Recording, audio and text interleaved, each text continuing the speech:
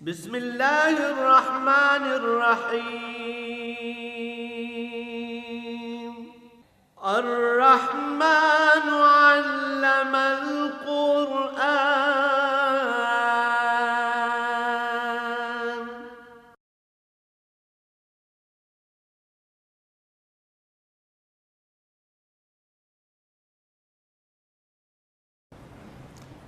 الحمد لله رب العالمين، والصلاة والسلام على حبيبه محمد وآله وصحبه. أعوذ بالله من الشيطان الرجيم. بسم الله الرحمن الرحيم. حامیم تنزيل من الرحمن الرحيم. کتاب فصلت آیاتہ قرآنا عربیا لقوم یعلمون بشیرا ونذیرا فأعرض اکثرهم فهم لا يسمعون وقالوا قلوبنا في أكنة مما تدعونا إليه وفي آذاننا وقر ومن بيننا وبينك حجاب فاعمل إننا عاملون.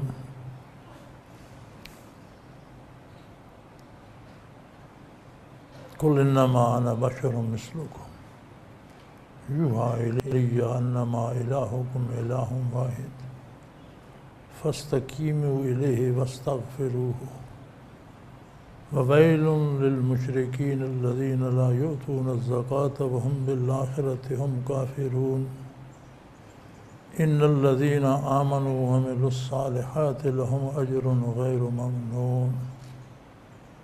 اللهم سبحانك لا علم لنا إلا ما علمتنا إنك أنت العليم الحكيم. مولاي صل وسلم دائما أبدا على حبيبك خير الخلق كلهم. رب اشرح لي صدري ويسر لي أمري واحلل عقدة من لساني يفقهوا قولي. رب زدني علما. باہر آواز جا رہی ہے؟ باہر آواز آ رہی ہے؟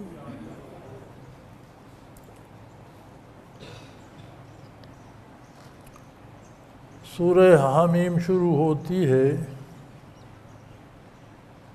یہ ان صورتوں میں ہے جو مکہ مکرمہ میں نازل ہوئیں، اور یہ غالباً یکے بعد دیگرے 7 صورتیں آتی ہیں جو حامیم سے شروع ہوتی ہیں.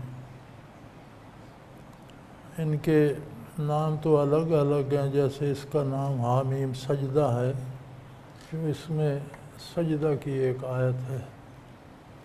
قرآن میں 14 مقامات ایسے ہیں، 14 آیات ایسی ہیں جن کو پڑھا یا سنا جائے تو پڑھنے سننے والے دونوں پر سجدہ واجب ہو جاتا ہے.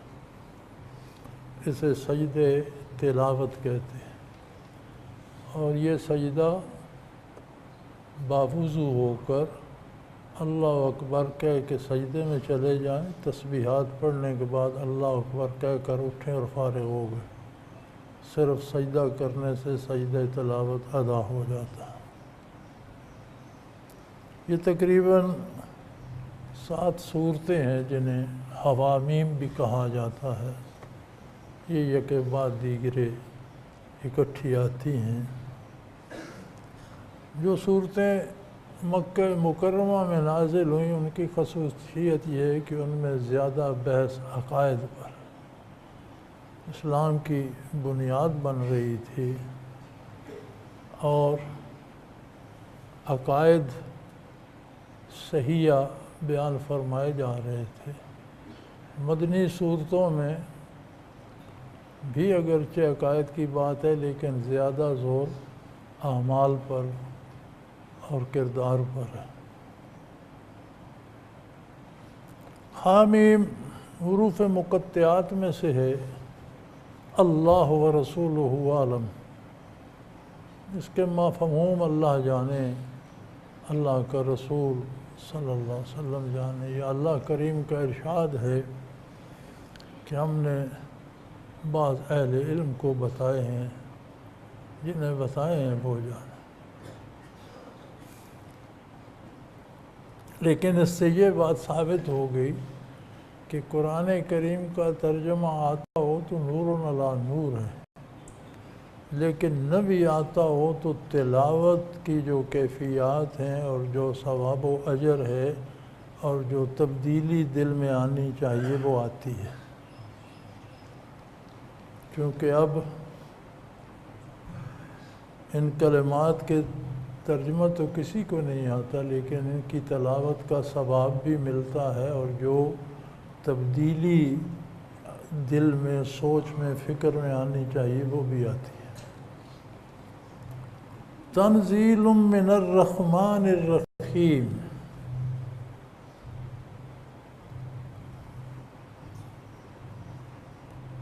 یہ کتاب بہت بڑے مہربان اور رحم کرنے والے کی طرف سے نازل ہوئی ہے.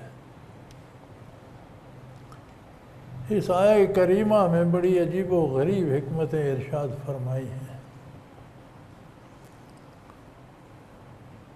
دو اسماء صفاتی رب العالمین کے اس میں استعمال ہوئے ہیں، الرحمن الرحیم. دونوں کا مادہ ایک ہے، دونوں رحمت ہی سے مشتق ہیں، لیکن رحمت کی اپنی اپنی کیفیات ہیں. جب رحمان آتا ہے تو یہ عربی قاعدے کے مطابق عطشان، غضبان، رحمان یہ اس وزن پہ آتا ہے. عطشان انتہائی پیاسا، غضبان بہت غصے میں. لیکن یہ کیفیت عارضی ہوتی ہے، دائمی نہیں ہوتی. پیاسے کو پانی مل جائے پیاس ختم ہو جاتی، غصے والے کو اس کا مداوع کر دیا جائے تو غصہ ختم ہو جاتا. اس لیے پہلے الرحمن استعمال ہوا. یہ کتاب اس اللہ کی طرف سے آئی ہے جس کی رحمت عامہ ہے. دنیا میں ہر کافر و بدکار بھی اس کی رحمت سے مستفید ہو رہا ہے. جس طرح بندہ مومن کے یا نیک آدمی کے اجزاء ذرات خاکی سے ایٹموں اور ذرات کی صورت میں انہیں مختلف شکلیں دے کر غذا کی، دوا کی، پھل فروٹ کی، اجناس کی، گوشت دودھ کی، یہ شکلیں ساری اسی مٹی کی ہیں.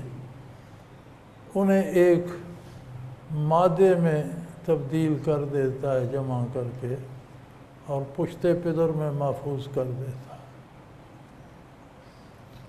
وہی مادہ شکم مادر میں تربیت پاتا ہے تو انسان بن جاتا ہے، روئے زمین پہ قدم رکھتا ہے، بچہ ہوتا ہے، بالغ ہوتا ہے، جوان ہوتا ہے، بڑھاپے کو پہنچ جاتا ہے. کوئی اپنے وقت پہ پہلے مر جاتا ہے، جس کا جب وقت آ گیا. تو یہ جو رحمانیت عامہ ہے اس میں کافر بھی سارے میں شامل ہے. ہر کافر کا وجود بھی تو اسی ترتیب سے انجام پا رہا ہے، اس کی اولاد بھی تو اسی طرح سے ہو رہی. ہر کافر کو بھی جو رزق مل رہا ہے وہ رب کریم دے رہا ہے. انہی مٹی کے ایٹم کو غذاؤں، پھلوں، دواؤں کی مختلف صورتوں میں بنا کر کافر پر روک نہیں دیا. ان کے فوائد اور لذتیں اس پر نہیں روکی، نتائج روکے. تو قرآن کریم اس رحمان کی طرف سے نازل ہوا ہے. یہاں بات سمجھنے کی ہے، بڑی توجہ سے سمجھیں. آج کا ایک مسئلہ ہے، ہمارے دانشور اور ہمارے اہل علم اس پہ بحث کرتے ہیں، اور یہ ایک بہت بڑا سوال ہے کہ اہل مغرب کے معاشرے تو بڑے آسودہ حال ہیں اگرچہ وہ کافر ہیں، مسلمان نہیں ہیں، ہمارے معاشرے باوجود مسلمان ہونے کے ابتری کا شکار کیوں ہے؟ اس کا جواب اس آیت میں موجود ہے۔ جب ظہور اسلام ہو رہا تھا، 6 اور 7ویں صدی عیسوی میں جب نزول قرآن ہو رہا تھا، مغرب کہاں کھڑا تھا؟ انتہائی مغربی ممالک امریکہ اور اس کے گرد و نواح کو دا وائلڈ ویسٹ کہتے تھے، وحشی مغرب۔ 2 دفعہ وائلڈ لگتا تھا صاحب، لوٹ مار، قتل و غارت گری، چپے چپے پہ لاشیں، یہ ان کا شیوا تھا۔ آج بھی وائلڈ ویسٹ کی وہ موویز دکھاتے ہیں، اس زمانے کی تاریخ کا پتہ چلتا ہے۔ یورپین اقوام کو مورخ دا کیو مین لکھتا ہے، غاروں اور جھگیوں میں رہنے والے لوگ، انہیں پتھروں سے مکان تک بنانے کی تمیز نہیں تھی، تو تہذیب کہاں تھی؟ انصاف کہاں تھا؟ عدل کہاں تھا؟ کچھ بھی نہیں تھا۔ جب اسلام روئے زمین پر پھیلا تو ان لوگوں نے اس پر غور کیا کہ عجیب بات ہے، زمینیں تو فتح کی جا سکتی ہیں، دل فتح نہیں ہوتے۔ رشیا افغانستان پہ چڑھ دوڑا، آج کی بات ہے، اس نے فتح کر لیا، لیکن دلوں کو فتح نہ کر سکا۔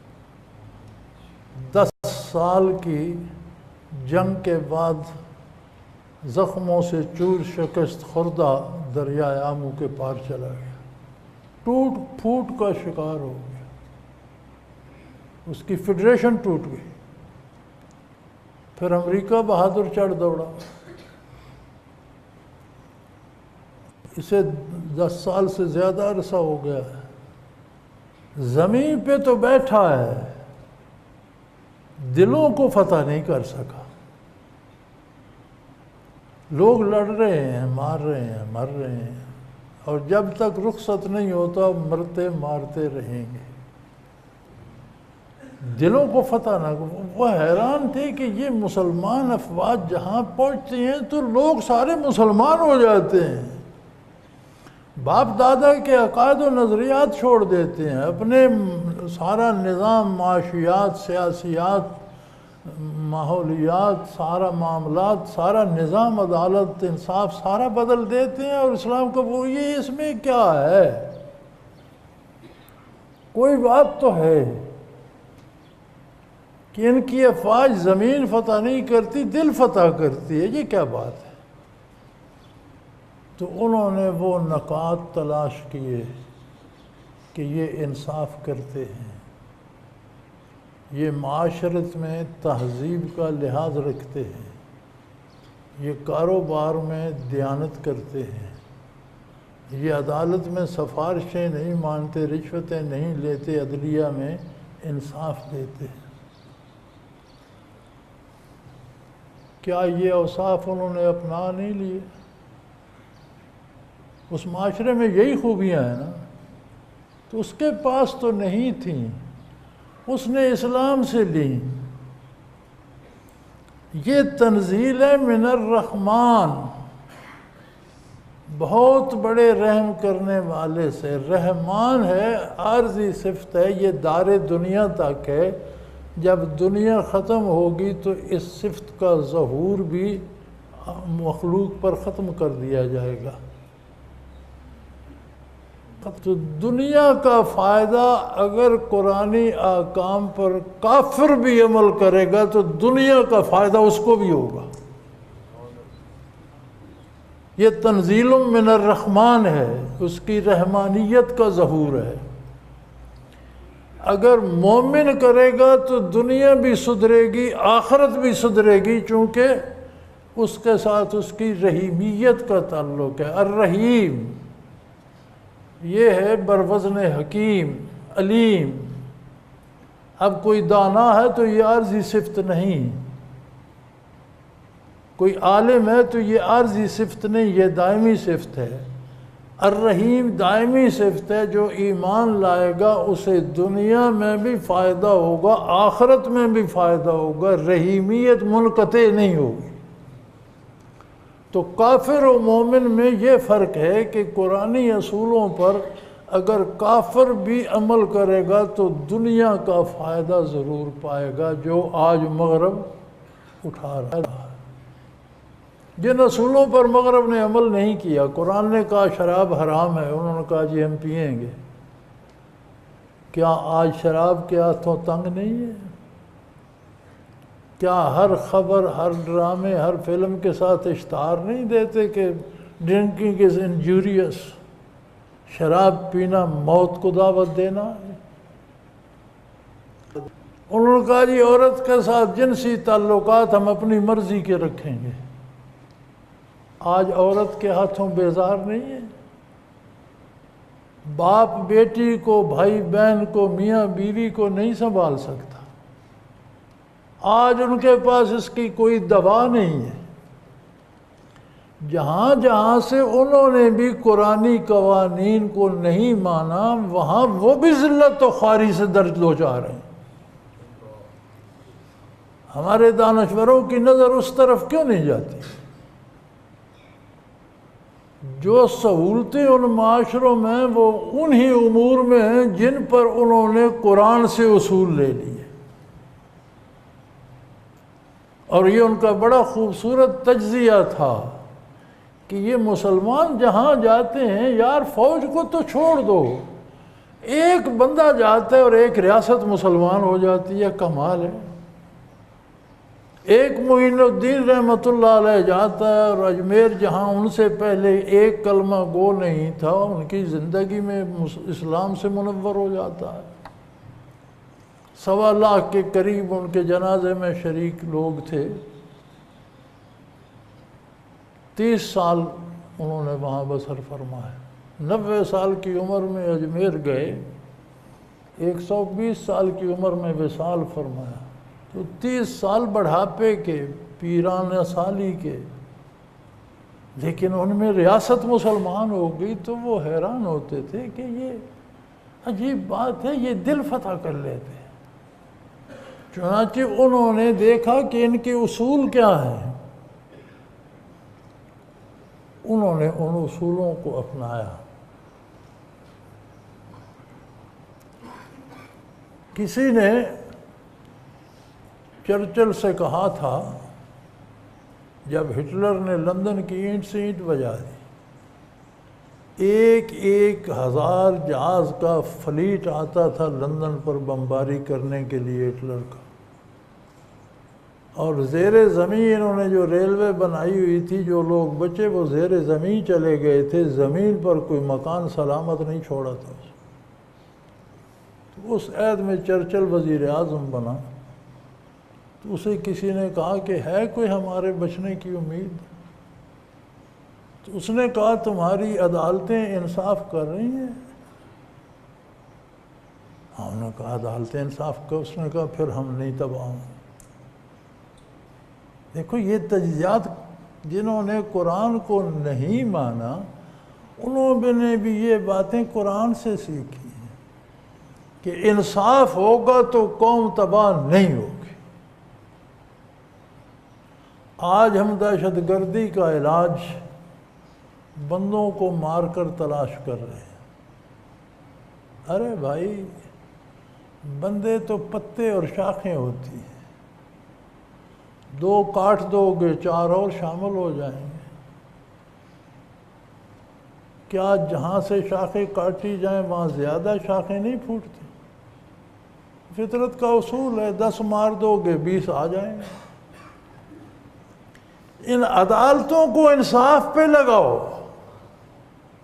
اپنی عدلیہ سے رشوت اور سفارش کو نکالو، اپنی عدلیہ کا قانون انصاف بناؤ۔ ہمارے ہاں تو قانون ہی انصاف نہیں ہے۔ یہ کیسا قانون ہے جسے ہم عدل کہتے ہیں کہ آپ نے اپنا حق بھی لینا ہو تو عدالت میں جھوٹ نہ بولے تو ثابت نہیں کر سکتے؟ عجیب بات نہیں ہے؟ یہ انگریز نے بنایا تھا، اور کسی انگریز سے جرم ہوتا تھا یہاں بر صغیر میں تو اس پر مقدمہ درج ہوتا تھا برطانیہ میں، اور اس پر مقدمہ چلتا تھا برطانیہ میں۔ بھی جرم بر صغیر میں ہوا، مقدمہ برطانیہ میں، تو وہ کہتے تھے یہ نظام عدل غلاموں کے لیے ہے، یہ سلیوری سسٹم ہے، یہ غلامانہ نظام ہے، یہ آزاد قوم کا بندہ ہے، وہاں آزاد نظام ہے، آزاد لوگوں کے لیے اس کا مقدمہ وہاں چلے گا۔ کیسے ہم آزاد ہوئے؟ 75 سال سے اس کو پکڑ کر لٹکے ہوئے ہیں۔ اس کے کیوں لٹکے ہوئے ہیں؟ اس لیے کہ حکمرانوں کو یہ راس آتا ہے، یہ غلامانہ نظام ہے، یہ مجبور اور بے بس لوگوں کو پابند زنجیر کر دیتا ہے، تکڑے اور مضبوط لوگوں سے ایک طرف سے ہو کر گزر جاتا ہے۔ پاکستان کی تاریخ ہے کہ جو بھی اقتدار سے ہٹا اس کے خلاف مقدمات بن گئے، جیل میں چلا گیا، وزیر اعظم ہاؤس سے، صدارتی محل سے جیل میں چلا گیا، کچھ بگڑا کسی کا؟ 75 سالوں میں کسی کے خلاف فیصلہ ہوا، سب باعزت بری ہو گئے۔ کمال ہے، وہ اتنے باعزت تھے تو آپ نے وزیر اعظم ہاؤس سے اٹھا کر جیل کیوں پھینک دیا؟ اتنے معزز تھے تو صدر مملکت کے محل سے اٹھا کر جیل کیوں پھینک دیا؟ آگے قانون میں طاقت نہیں ہے، غلامانہ قانون ہے، غلاموں کے لیے ہے، کمزوروں کے لیے ہے، بے بسوں کو کچلنے کے لیے ہے، طاقتوروں کے لیے نہیں ہے۔ اور اسی لیے ہمارے حکمران اسے تبدیل نہیں کرتے۔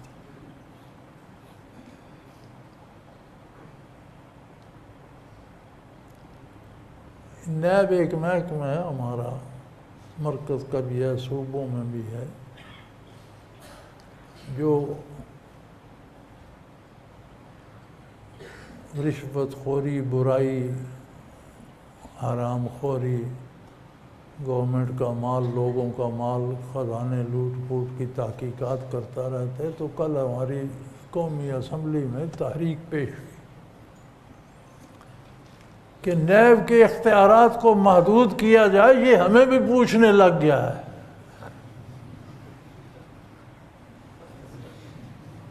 یہ نظام انصاف ہے۔ یہ ایم این ایز کو بھی پوچھنے لگ گیا، وزیروں سے بھی پوچھنے لگے، اس کے اختیار، اس کے پر کاٹے جائیں، اسے محدود کرو، یہ غریبوں کو سیکے۔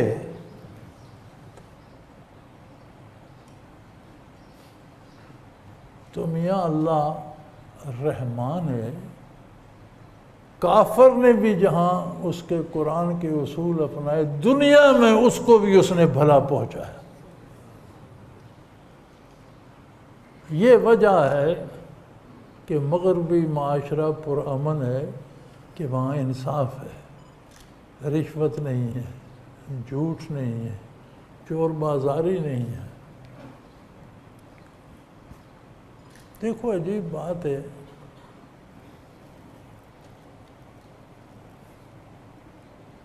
ہم اسلام آباد گئے، واپس آ رہے تھے، اور گاڑیاں بھی ساتھ تھیں،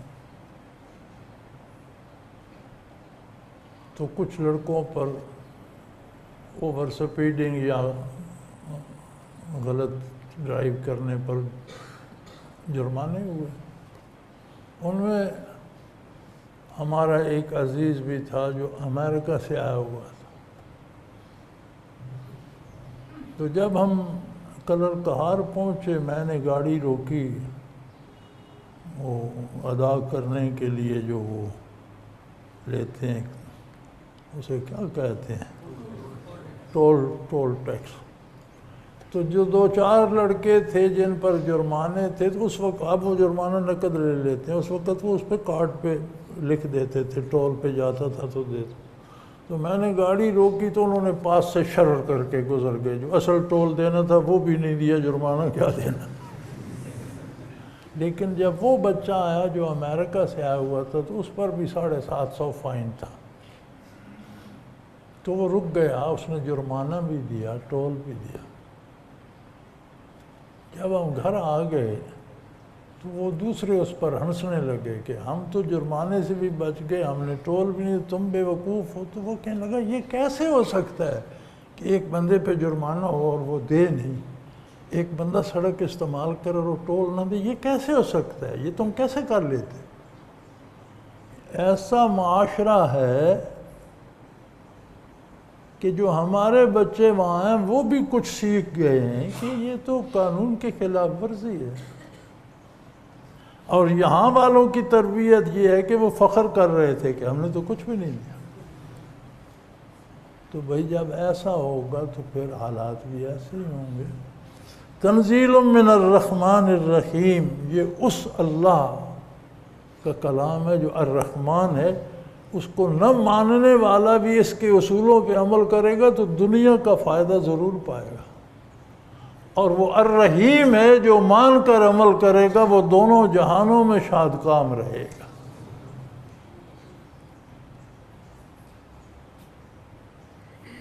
اگلی صفت اس کی یہ ہے کتاب فصلت آیاتہ، یہ ایک ایسی کتاب ہے جس کی آیات ہر بات کو کھول کے رکھ دیتی ہے،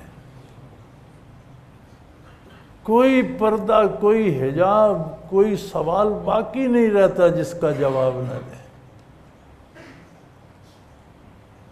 کتابیں حالات پہ بحث کیا کرتی ہیں، واقعات پہ بحث کیا کرتی ہیں، ظاہر پہ بحث کیا کرتی ہیں، یہ تو کیفیات پہ بحث کرتی ہے،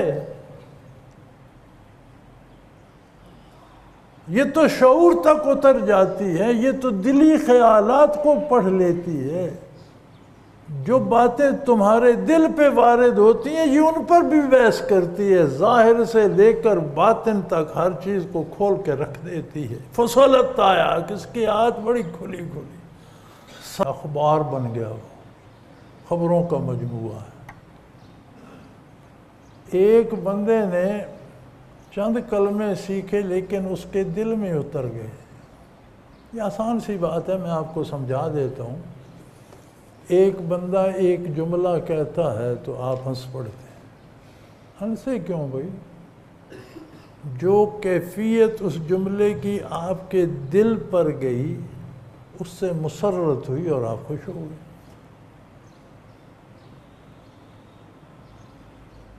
ایک بندہ ایک جملہ کہتا ہے تو آپ اسے مارنے کو دوڑتے ہیں، غصے میں آ جاتے ہیں۔ کیوں؟ ایک جملہ ہی تو کہا اس جملے میں جو کیفیت تھی جب وہ دل پر وارد ہوئی تو رد عمل یہ تھا کہ غصہ آ گیا۔ تو کوئی کسی کو گالی دیتا رہے اور وہ سمجھے نہیں تو اسے کیا فرق پڑتا ہے؟ یہاں ہمارے ہاں کا یہ سامنے گاؤں ہے بھال، یہاں کا ایک آدمی تھا اور بڑا لڑاکا اور سخت مزاج تھا، تو وہ حج پر گیا تو مکہ مکرمہ میں کسی بدو کو چھیڑ بیٹھا، تو وہ بدو وہاں مکہ مکرمہ میں میں نے دیکھے گالیاں تو نہیں دیتے لیکن بد دعائیں بڑی دیتے ہیں، تمہارا باپ دوزخ میں جائے، تمہارا دادا دوزخ میں جائے، تمہارا نانا دوزخ میں جائے، ان کی گالیاں یہ ہوتی ہیں، تمہاری ماں جہنم میں جلے، تمہارے بیٹوں کو یہ ہو جائے۔ تو وہ فر اسے وہ بد دعائیں دے رہا تھا، تو اس کے ساتھ جو لوگ تھے انہوں نے کہا کہ بڑے سخت مزاج ہو تو یہ کیا کیا کہہ رہا ہے، تو بولتے، تو اس نے کہا یہ قرآن پڑھ رہا ہے تو میں اسے کیا کہوں، کیونکہ وہ عربی میں دے رہا تھا نا گالیاں۔ تو میرے بھائی جس بات جو دل میں نہ اترے اس کا کوئی اثر نہیں ہوتا، جب دل میں اترتی ہے تو یہ ضروری نہیں کہ کوئی بڑا الف بے جیم جانتا ہو، ہر وہ آدمی عالم ہے جو اللہ کی کتاب کے مفہوم کو دل میں اتار لے۔ علم کے درجے ہیں، کوئی تھوڑا کوئی زیادہ کوئی اس سے زیادہ، لیکن ہر وہ بندہ عالم ہے جو ارشاد باری کی کیفیات کو دل میں پا لے، اور ہر وہ بندہ جاہل ہے جو سنتا ہے اور اس کے دل میں نہیں اترتی۔ خواہ وہ کتنی جماعتیں پڑھا ہو، کتنی کتابیں پڑھا ہو، کتنے امتحان دیے ہوں، اگر اس کے پاس علم نہیں، خبر ہے، خبر اور علم میں یہ فرق ہے۔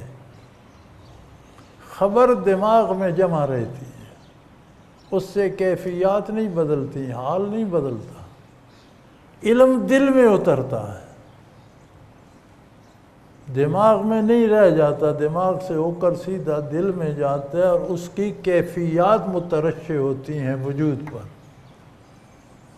تو فرمایا قرآن عربی زبان میں ہے، لِقَوْمٍ يَعْلَمُونَ، ان لوگوں کے لیے ہے جو صرف خبر نہیں اکٹھی کرتے، علم حاصل کرتے، اہل علم کے لیے ہے۔ بات واضح ہو گئی نا، ورنہ تو یہاں ظاہری ترجمے سے تو یہ سمجھ آتا ہے کہ پڑھے لکھے لوگوں کے لیے ہے، لیکن وہ پڑھے لکھے ہیں کون؟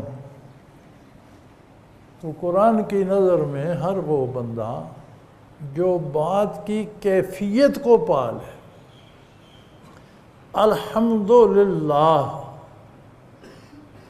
زبان سے تو کہہ دیا، دل کو ٹھنڈک پہنچی، نہیں پہنچی تو خبر ہے، پہنچی تو علم ہے۔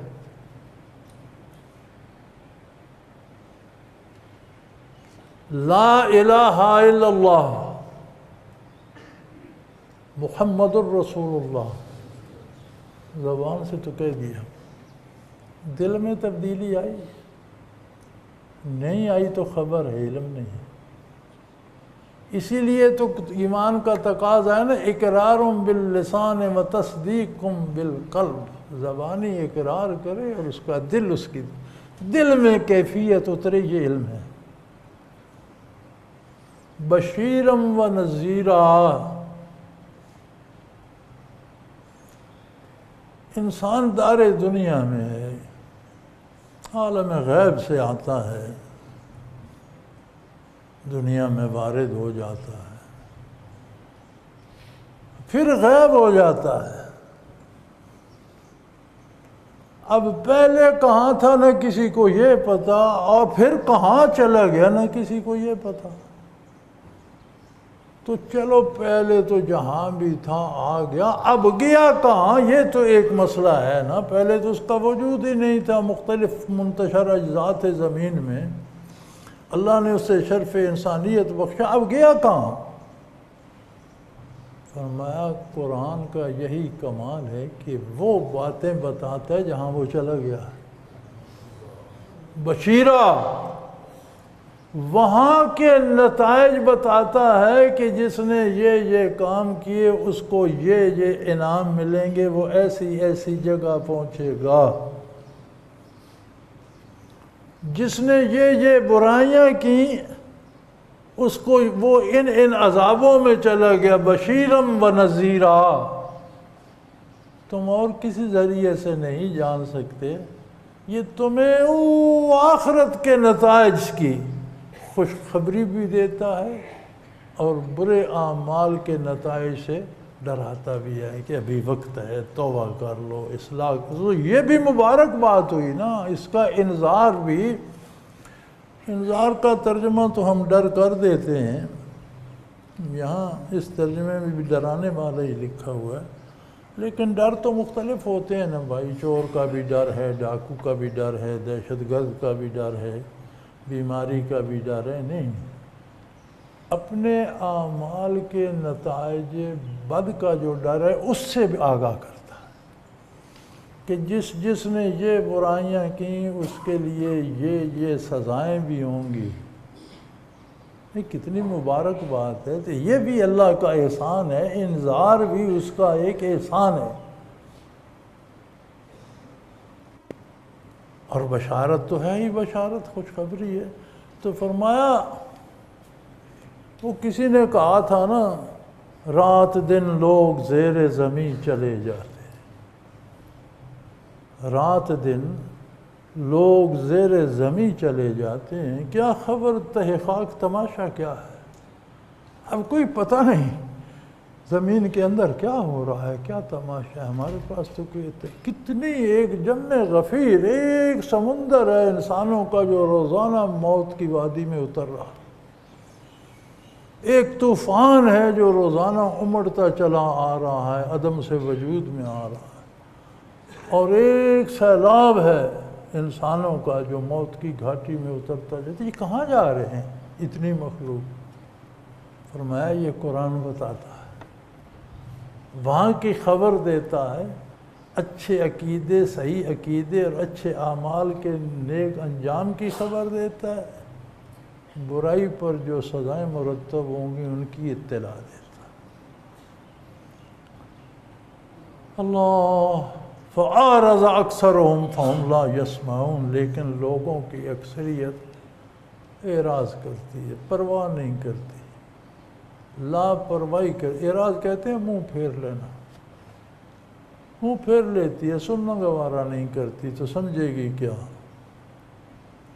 تو جب وہ منہ ہی پھیر لیتے ہیں فَأَكْثَرُهُمْ فَهُمْ لَا يُؤْمِنُونَ، تو پھر لا يَسْمَعُونَ، تو پھر وہ سن ہی نہیں پاتے۔ یہ اللہ کا نظام جس نے نبوت بنائی، انبیاء مبعوث فرمائے، اور ہم تو وہ خوش نصیب ہیں جن کے لیے امام الانبیاء صلی اللہ علیہ وسلم تشریف لائے، جو تمام نبیوں کے سردار، جن پر نبوت مکمل ہو گئی، کوئی نبی ان کے بعد نیا نہیں آئے گا، اس کی ضرورت باقی نہ رہے۔ تو لوگوں کی اکثریت جو ہے وہ اعراض کرتی ہے، منہ پھیر لیتی ہے۔ اگر غور سے سنتے، لوگوں کے پاس تو قرآن کی خبر بھی نہیں ہے، سنتے ہی نہیں، کچھ پڑھتے سنتے ہیں تو ان کے پاس خبر بن جاتی ہے، ان کے روزگار کا ذریعہ بن جاتا ہے، علم نہیں بنتا۔ دل میں اترے کیفیات ہیں پھر علم بنتا۔ فارض، لوگوں نے منہ پھیر لیا، دنیا میں مشغول ہو گئے، اس لیے اکثریت سن ہی نہ پائی۔ اور پھر اس پر فخر، بدبختی یہ ہے کہ پھر اس پر فخر کرتے ہیں۔ وہ کہتے ہیں بات کیا تھی، کیوں حضور اکرم صلی اللہ علیہ وسلم کی آواز مبارک نہیں سنتے تھے؟ یار اللہ کی بات ہو، اللہ کا قرآن ہو، محمد الرسول اللہ صلی اللہ علیہ وسلم کی زبان شیریں اور زبان حق ترجمان ہو، اور اس سے ارشاد ہو رہا ہو تو سنے کیوں نہیں؟ انسان تو اتنا کمزور ہے کہ کوئی ڈوم غزل گا رہا ہو تو یہ سننے بیٹھ جاتا ہے، کوئی چرواہا ماں یہ گا رہا ہو تو یہ سننے بیٹھ جاتا ہے، اس کی لے، اس کی سر، اس میں ایک حلاوت محسوس کرتا۔ اللہ کا کلام ہو، نبی کریم صلی اللہ علیہ وسلم کے لبھائے مبارک سے ارشاد ہو رہا ہو تو بندہ سنے کیوں نہیں؟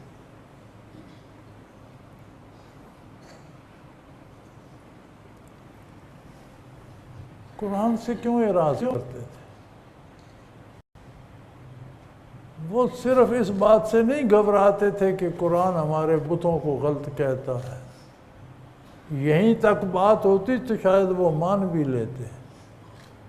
قرآن نے تو سارے نظام حیات کو ہاتھ ڈال دیا۔ تمہارا معاشی نظام جو تم سود لیتے ہو غلط ہے، جو تم کم تولتے ہو غلط ہے، جو تم دھوکے سے کسی کا مال لے لیتے ہو غلط ہے، تمہارا معاشی نظام یکسر غلط ہے۔ تمہارا سیاسی نظام ہیرا پھیری سے اقتدار میں آ جاتے ہو اور غریب اور مجبور لوگوں پر حکومت کرتے ہو غلط ہے۔ تمہارا عدالتی نظام جو کمزوروں کو سزائیں دیتا ہے، طاقتوروں کو اعزاز بخشتا ہے غلط ہے۔ تو انہوں نے کہا ہمارے پاس باقی بچا کیا، ہم کیا مانیں؟ قرآن نے تو ہمارے باپ داداؤں کو بھی دوزخ میں پھینک دیا، جن کی ہم پیروی کرتے ہیں قرآن کہتے ہیں کفر پر مرے دوزخی۔ ہمارا سارا نظام تل پٹ کر دیا۔ اب جو لوگ ہمارے سامنے زمین پر سجدے کرتے ہیں ان کے بیٹھ کر برابر بیٹھ کر کھانا کھائیں۔ ہم ان لوگوں کو ساتھ اپنے کرسیوں چارپائیوں پر بٹھائیں جو ہماری جوتیوں میں بیٹھتے تھے. یار یہ کیا، اس نے تو سارا نظام تل پٹ کر دیا، کیسے مان لیں؟ تو انہوں نے کہا نبی کریم صلی اللہ علیہ وسلم کو، وقالوا، کہنے لگے، قلوبنا فی اکنۃ مما تدعونا الیہ، وہ کہنے لگے جس طرف آپ ہمیں بلا رہے ہیں نا، اس سے ہمارے دل پردوں میں ڈھکے ہوئے ہیں. ہم یہ جرت نہیں کر سکتے کہ اپنے باپ داداؤں کو بھی دوزخی مانیں، اپنے سارے نظام معیشت کو چھوڑ دیں، اپنے سارے نظام سیاست کو چھوڑ دیں، اپنا تعلیمی نظام بدل دیں، اپنا عدالتی نظام بدل دیں، معاشی نظام بدل. یہ کیسے ہو سکتا؟ یہ وہی بات ہے جو آج ہم کر رہے ہیں. کلمہ وہ کلمہ بھی نہیں پڑھتے تھے، ہم کلمہ پڑھ کے کر رہے ہیں. معاشی نظام سودی ہے، تعلیمی نظام غلامانہ ہے، عدالتی نظام غلامانہ ہے، سیاسی نظام غلامانہ ہے. کیا ہے ہمارے پاس؟ کون سی آزادی؟ کون سی قوم آزاد ہے؟ کیا آزادی ہے قوم کے پاس؟ کچھ بھی تو نہیں. ایک دھوکہ ہے آزادی کے نام پر.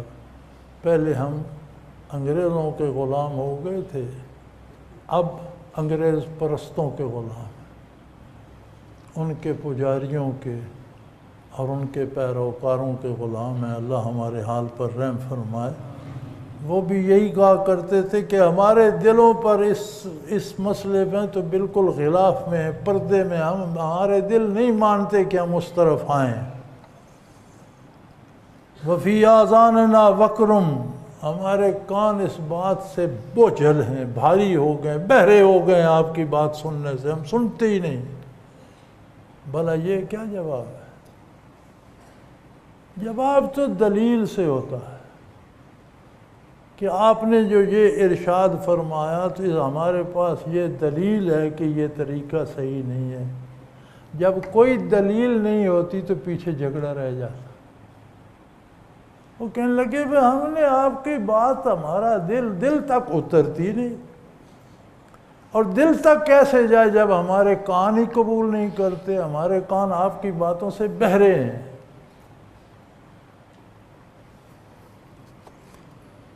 سوچنے کی بات یہ ہے، وہ تو کافر تھے. اللہ ہم پر رحم فرمائے، کیا ہم حضور کے ارشادات سن رہے ہیں؟ ہمارے دلوں تک اتر رہے ہیں؟ ہمارے انداز حکمرانی، ہمارے طریقے انصاف، ہماری معیشت، ہمارا نظام تعلیم، کیا وہ تقاضے پورے کر رہے جو حضور فرماتے؟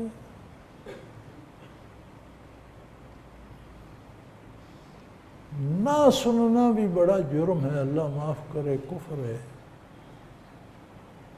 لیکن سن کر نہ ماننا تو یار منافقت ہے.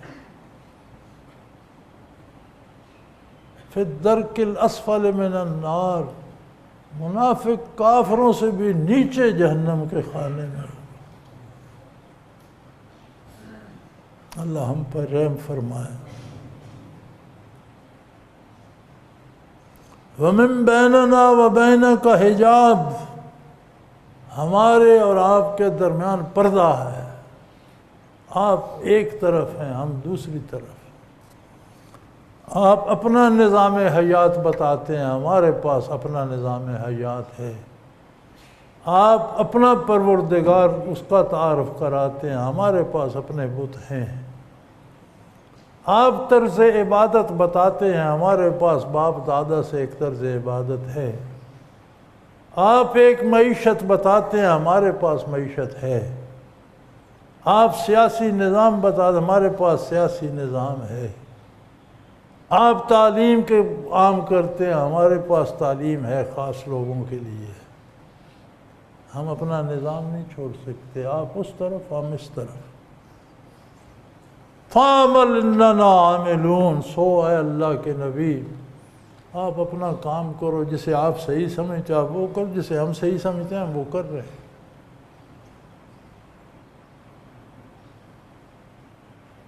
عتبہ بن ربیع بڑا دانشور شخص تھا۔ سیدنا فاروق اعظم رضی اللہ عنہ کہ ایمان لانے کے بعد مسلمان بیت اللہ میں ذرا آزادی سے آنے جانے لگ گئے، نمازیں پڑھتے تھے، بیٹھے رہتے تھے، ذکر اذکار کرتے تھے۔ نبی کریم اکثر تشریف فرما رہے تھے۔ بیت اللہ اس طرح نہیں تھا جس طرح آج ہے، عمارت ایسی تھی، وہ بھی مستطیل تھی، آج مربع ہے، ارد گرد چٹانیں تھیں، تھوڑی سی طواف کی جگہ صاف تھی، تو ان چٹانوں پہ سارا دن رؤسائے مکہ اور ان کے ملنے جلنے والے بیٹھا کرتے تھے۔ چھوٹا سا گاؤں سا تھا، اور جس طرح دیہات میں ہوتا ہے، تو بہت سے مشرکین کے سردار اور عام لوگ بھی بیٹھے تھے۔ عتبہ بن ربیع بھی وہاں بیٹھا تھا، اور حضور نبی کریم بیت اللہ شریف میں حرم شریف کے سامنے بیٹھے۔ تو اس نے ان لوگوں سے کہا، یار مسلمانوں کی طاقت بڑھتی جا رہی ہے، تم نے بڑے زور لگائے لیکن یہ کم ہونے کی بجائے زیادہ ہوتی جا رہی ہے، تم نے بڑی تکلیفیں دی۔ ایک اور بات ہے، اگر مجھے اجازت دو تو میں انہیں کچھ لالچ دوں، یہ سختی سے باز آنے والے نہیں، تو اگر تم کہو تو میں محمد صلی اللہ علیہ وسلم تشریف فرمائے، میں ان سے بات کروں، انہیں کوئی لالچ دیں۔ میں نے کہا جاؤ۔ عتبہ بن ربیع خدمت عالی میں حاضر ہوا، کہنے لگا، بھتیجے ہم اس صحرا میں رہتے بستے ہیں، ہمارا ایسا نظام ہے سیاسی کہ سارے جزیرہ نما عرب پر ہماری دھاک بندھی ہوئی ہے، ہر کوئی ہماری عزت کرتا ہے، شہر میں ہمارے رؤساء دوسرے درجے کے لوگ، تیسرے درجے کے لوگ، درجہ بندی ہے، اس کے مطابق ہم جی رہے ہیں، ہمارا معاشی نظام ہے، اس کے مطابق ہم بڑے خوشحال ہیں۔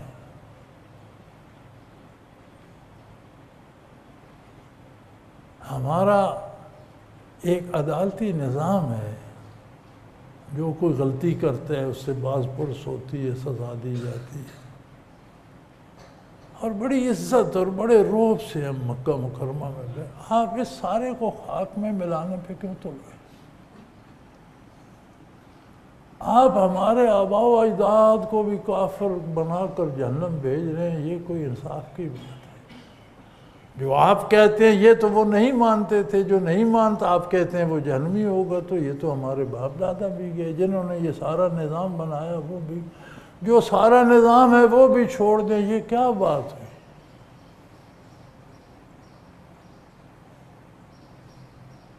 تو اگر آپ ہمارا سردار بننا چاہیں تو میں اس لیے حاضر ہوں کہ ہم سب مل کر آپ کو اپنا بادشاہ تسلیم کر لیں، لیکن آپ ہماری مخالفت نہ کیجیے، ہمارا ساتھ دیں۔ اگر آپ اس ذریعے سے اور لوگوں کو جماعتیں بنا کر پیسہ اکٹھا کرنا چاہتے ہیں، جو آج کل ہوتا ہے، جماعتیں بنتی ہیں، پھر لیڈر صاحب ارب پتی ہو جاتے ہیں، پیر صاحب کروڑ پتی ہو جاتے ہیں۔ اگر ایسی بات ہے تو ہم اتنی دولت جمع کر دیتے ہیں کہ عرب میں کسی دوسرے کے پاس ہو، تو کچھ معاملے کو سلجھائیے۔ یہ معاملہ ایک دفعہ اور بھی پیش آیا، حضور کے پاس کفار کا وفد بھی آیا، وہ بات اور تھی، یہ بات اور ہے۔ آپ سنتے رہے، پوری بات جب وہ ختم کر چکا تو حضور نے فرمایا میں جواب دوں، میری بات بھی سنو گے؟ وہ سننے لگ گیا۔ آپ نے اسی سورہ حامیم سجدہ کی تلاوت شروع کر دی۔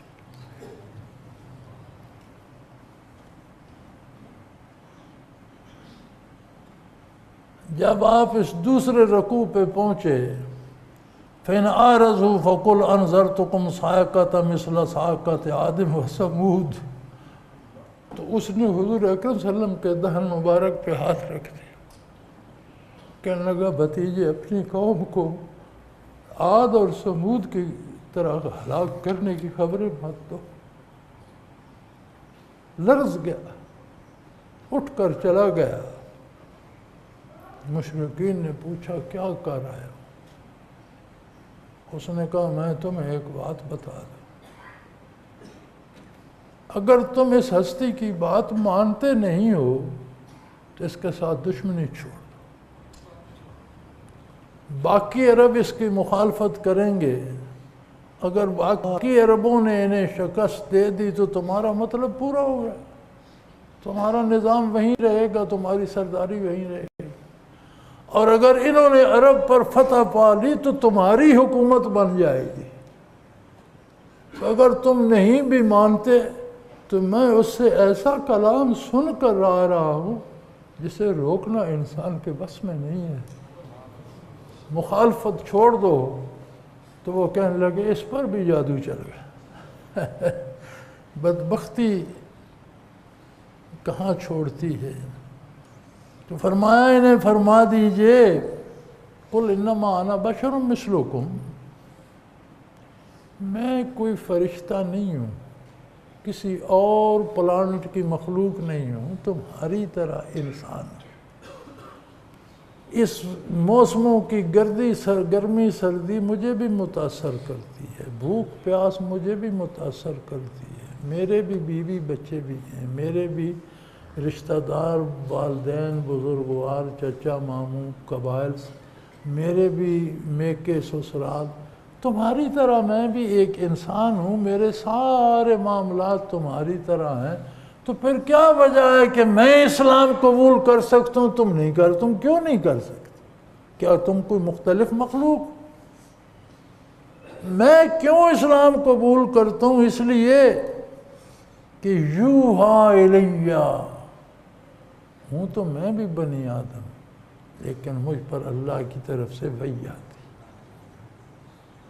مجھے میرا خالق راستہ سمجھاتا ہے۔ تم نے راستہ وہ اجداد سے لیا، تم نے راستہ گمراہوں سے لیا، تم نے راستہ بھٹکے ہوئے لوگوں سے لیا، تم نے چوروں ڈاکوؤں ظالموں سے راستہ لیا، مجھے یہ راستہ میرا رب العالمین عطا فرماتا ہے، تو میں بھی ساری میری ضرورتیں انسانی ہیں، لیکن میں بڑے مزے سے اس پر عمل کر رہا ہوں اور راحت میں ہوں، کوئی تکلیف نہیں۔ تم بھی انسان تو ہو، تم کیوں عمل نہیں کر سکتے؟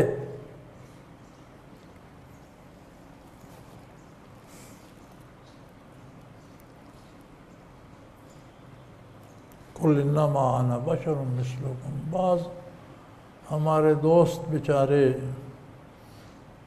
اسے محبت کا کمال سمجھتے ہیں کہ محبت میں حضور کو بشر نہ سمجھا جائے، یہ غلط ہے، قرآن کا انکار ہے، حضور کے ارشاد کا انکار ہے۔ ہاں، حضور کی بشریت بے مثل و بے مثال ہے، یہ نہ سمجھا جائے کہ میں بھی بشر ہوں، حضور بھی بشر ہیں، نہیں، ہم خاک بھی نہیں ہیں، اور ان کی بشریت ملائکہ کے جہاں پر جلتے تھے وہاں بھی تشریف لے گئے۔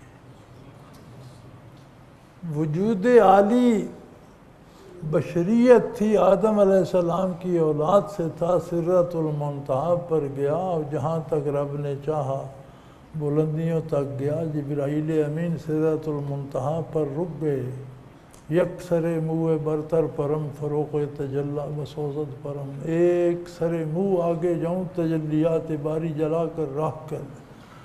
آپ کو اللہ جہاں تک چاہا لے گیا، آپ کی بشریت وہ بشریت، لیکن بشریت کا انکار نہ کرو، بشریت کا انکار نبوت کا انکار ہے، کیونکہ کوئی فرشتہ نبی نہیں بنا، بشری انبیاء بنے۔ بشریت کا انکار نہیں چاہیے۔ ہاں جو بیچارے انکار کرتے ہیں نا وہ محبت میں وہ اپنے کو بشر سمجھتے ہیں، پھر کہتے ہیں نہیں حضور بشر نہیں ہیں، ہم بشریت سے گر گئے ہیں۔ ثم رددنا وصل السافلین، ہم حیوانوں سے بھی نیچے گر گئے ہیں، ہم نے بشریت کی توہین کر دی ہے۔ وہ کمال بشریت، انتہائی بشریت۔ یوحا الیہ، میں ایسا بشر ہوں کہ اللہ مجھ سے باتیں کرتا ہے، مجھ پر وحی بھیجتا ہے، مجھ پر اس کا کلام آتا ہے، اور وہ کلام مجھے بتاتا ہے الہکم الہ واحد، تمہارا معبود وہ واحد و لا شریک ہے۔ اور تم کو یہ نظام چوروں اور ڈاکوؤں نے بتایا کہ یہ بت تمہارے حاجت روا ہے، تم کو یہ نظام بدکاروں اور شرابیوں نے بتایا کہ یہ بت تمہارے حاجت روا ہے، یہ تمہارا نظام عدل، نظام معیشت تم کو بدکاروں نے دیا، مجھے میرا پروردگار بتاتا کہ معبود برحق صرف وہ ہے، فاستقیموا الیہ، تک سیدھے ہو جاؤ اس کی طرف، ساری امیدیں اس وحدہ لا شریک سے منسلک کر، ساری تمنائیں اس کی بارگاہ میں ڈھیر کر لو۔ وَاسْتَغْفِرُوهُ، اور تم بڑی غلطیاں کرتے ہو جن کا تمہیں پتہ بھی نہیں، جو جان بوجھ کے کرتے ہو وہ تو الگ، جن کا تمہیں پتہ بھی نہیں، جو بڑے بڑے بلنڈر کر جاتے ہو، لہذا ہمیشہ استغفار کرتے رہو، معافی مانگتے رہو، بخشش طلب کرتے رہو، کیونکہ دوسری طرف وَوَيْلٌ لِّلْمُشْرِكِينَ، مشرکوں کے لیے بہت تباہی ہے، بہت بڑی بربادی ہے، بہت بڑی خرابی ہے شرک کرنے والوں کے لیے۔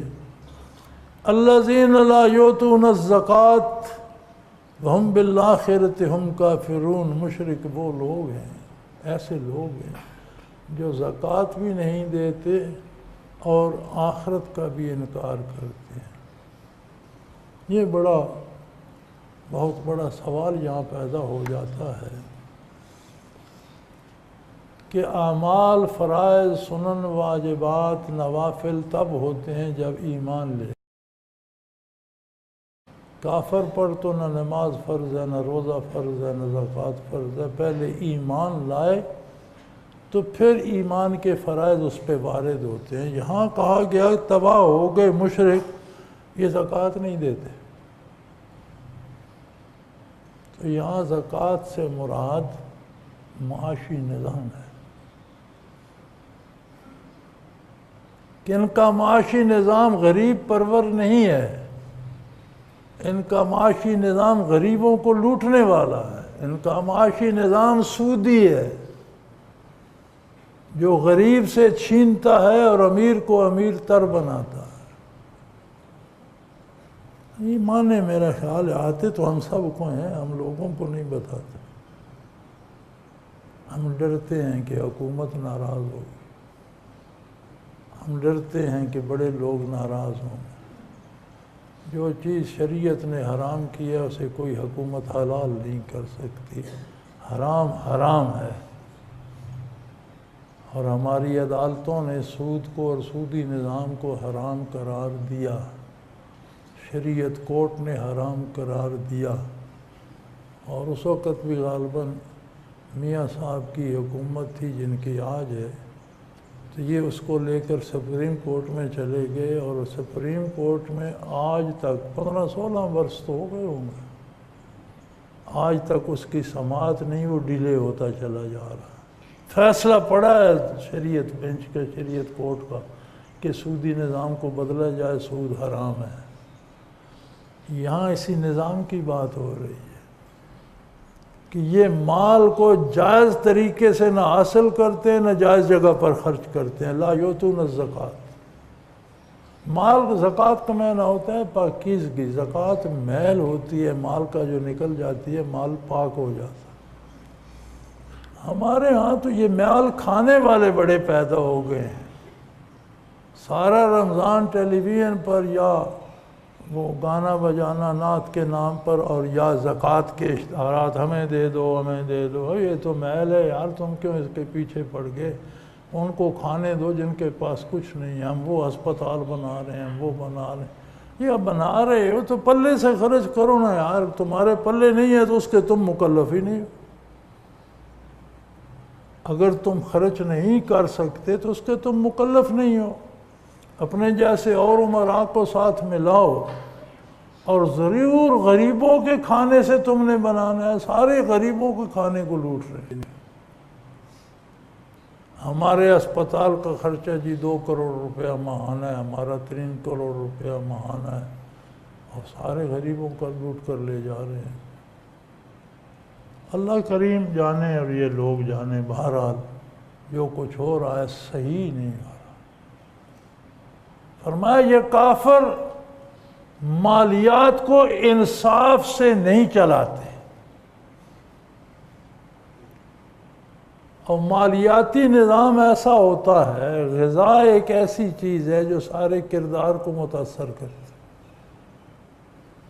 یہود کی قومیں کچھ تباہ ہوئیں، کیوں؟ اللہ نے فرمایا قالون للصوت وسماعون للکذب، حرام کھاتے تھے، ناجائز مال لوٹ کر کھاتے تھے، اور جھوٹ سنتے تھے۔ یہ 2 بنیادی چیزیں ہیں جو کردار کا سبب بنتی ہیں۔ فرمایا کلوا من الطیبات واعملوا صالحا، حلال اور پاکیزہ کھاؤ اور اعمال نیک کرو، یعنی نیکی کی بنیاد حلال غذا پر ہے۔ حلال اور پاکیزہ کھاؤ اور نیک اعمال کرو۔ تو فرمایا یہ ان کا معاشی نظام ہی ناانصافی پہ مبنی ہے، لہٰذا وہ کیوں یہ ظلم کرتے ہیں، کیوں ناانصافی کرتے ہیں؟ اس لیے کہ انہیں آخرت کا یقین نہیں ہے۔ ہمیں دیکھنا یہ ہے کہ ہم تو جھوٹ نہیں سنتے، حرام نہیں کھاتے۔ یہ سارا دن آپ کا social media, print media, electronic media سچ ہی بولتا ہے، ہم تو جھوٹ نہیں سنتے۔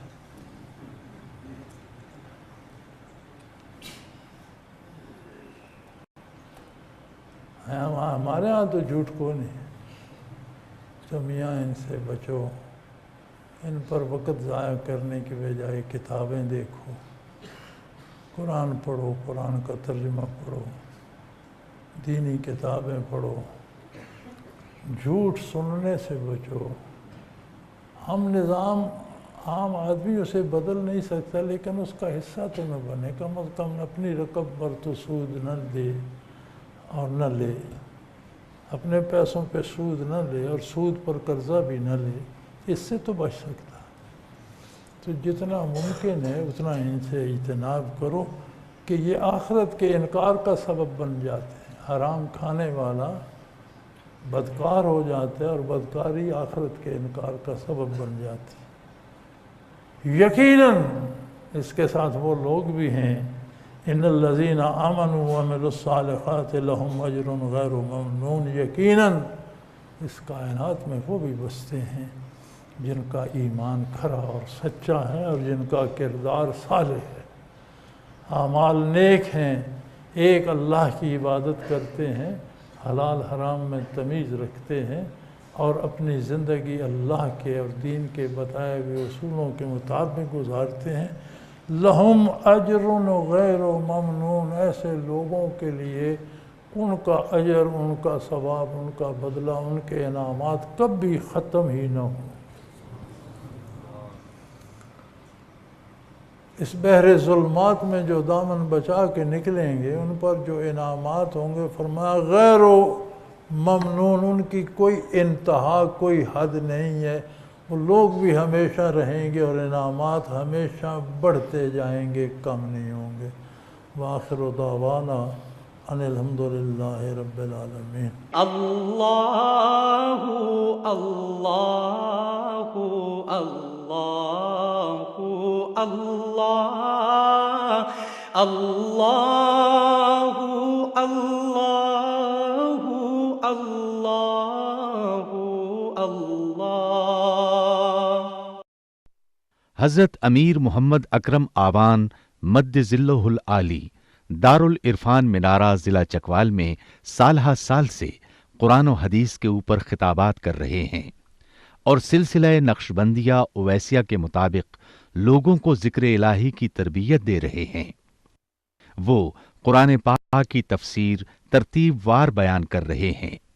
تفسیر قرآن کو وہ موجودہ ملکی اور بین الاقوامی حالات کے مطابق بیان کرتے ہیں۔